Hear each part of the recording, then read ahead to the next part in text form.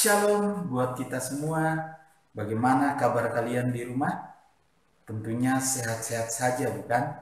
Pak Bastian berharap kalian tetap semangat di rumah, tetap tinggal di rumah, belajar di rumah dengan baik, sehingga kalian dapat mengikuti pembelajaran di semester ini dengan baik. Hari ini Pak Bastian mau membagikan renungan firman Tuhan yang terambil dari kitab 1 Raja-Raja pasal 3 ayatnya yang kelima hingga ayatnya yang ke-13.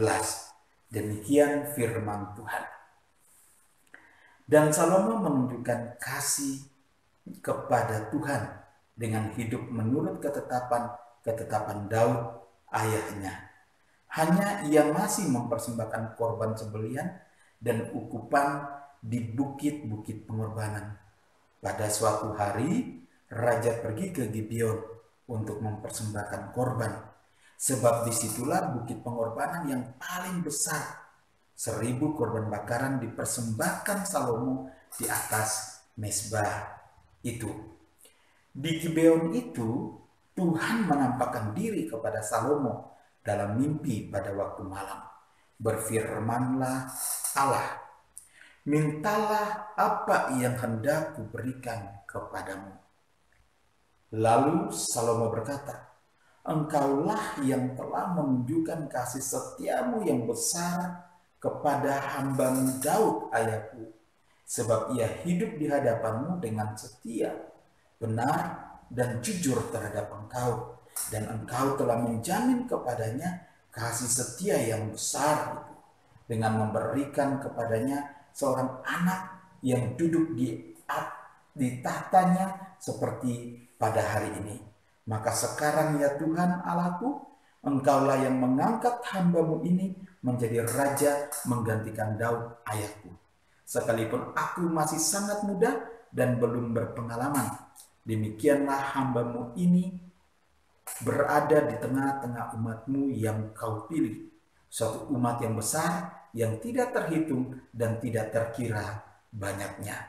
Maka berikanlah kepada hambamu ini hati yang faham menimbang perkara untuk menghakimi umatmu dengan dapat membedakan antara yang baik dan yang jahat.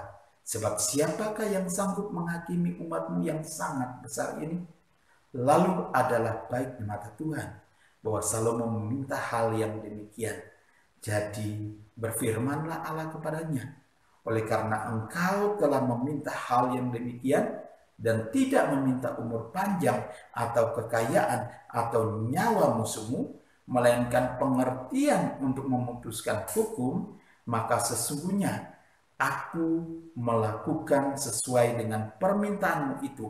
Sesungguhnya aku memberikan kepadamu hati yang penuh hikmat dan pengertian, sehingga sebelum engkau tidak ada seorang pun seperti engkau, dan sesudah engkau takkan bangkit seorang pun seperti engkau. Dan juga apa yang tidak kau minta, aku berikan kepadamu, baik kekayaan maupun kemuliaan, sehingga sepanjang umurmu takkan ada seorang pun seperti engkau di antara raja-raja.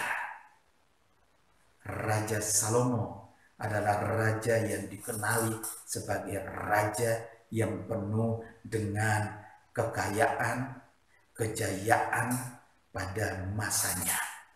Nah, pada waktu Raja Salomo pergi mempersembahkan kurban bakaran di Gibeon, Tuhan menampakkan diri dalam suatu mimpi dan berfirman, minta apa yang hendak kuberikan kepadamu. Bukannya meminta umur panjang atau kekayaan atau kekuasaan, justru Salomo meminta hikmat untuk memimpin umat Tuhan yang besar, yaitu bangsa Israel. Salomo sadar bahwa kokohnya suatu kerajaan bergantung pada hikmat rajanya, sehingga Tuhan berkenan atas permintaan Salomo dan memberikan kepada Salomo hikmat yang luar biasa. Terbukti pada waktu terjadi perselisihan antara dua orang perempuan yang merebut seorang bayi, Salomo dapat menyelesaikannya dengan bijaksana. Berapa orang takut atau ragu-ragu ketika harus mengambil keputusan? Keputusan yang salah tentu merugikan, tetapi tidak berani mengambil keputusan juga tidak dapat dibenarkan. Semakin kita dewasa, kita harus belajar mengambil keputusan seperti Salomo. Kita perlu berdoa, memohon hikmat agar Tuhan memampukan kita untuk mengambil keputusan dengan bijaksana. Kita membiasakan diri untuk mengasah hati dan pikiran dengan mendalami firman Tuhan, agar hidup kita diperkaya dengan hikmat Tuhan. Ingat, segala sesuatu yang Tuhan berikan kepada kita tergantung dari apa yang menjadi permintaan kita. Kita akan menjadi semakin percaya diri dalam mengambil keputusan ketika kita tahu bahwa kita berjalan dalam tuntunan Tuhan. Sehingga betapa pentingnya hikmat.